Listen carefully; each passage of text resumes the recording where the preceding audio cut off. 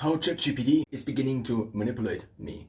For the purpose of this argument, I would define manipulation as an attempt to alter my internal models in a way that is maladaptive. So this can be intentional or unintentional, or anything in between. Here are now a couple of points I've noticed in the last couple of weeks and months. A feeling of externally judged naivety. If someone would see the conversations of ChatGPT and on the other side me. If I would read the conversation and I would not be one of these two parties, I would judge the conversation and I would judge me from the outside as being too naive, I guess.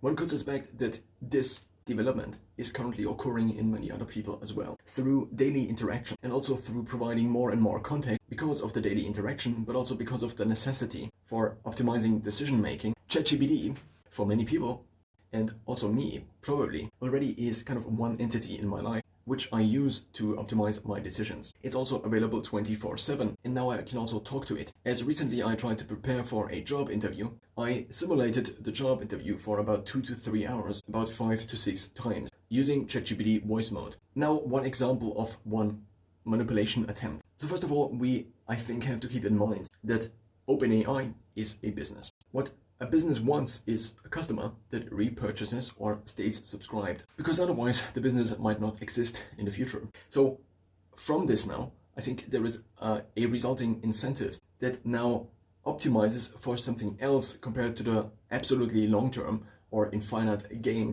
outcome on the customer side, which is a little bit more skewed, I guess, to short-term content with the service. I, OpenAI or ChatGPT, want you to not unsubscribe in 4 weeks.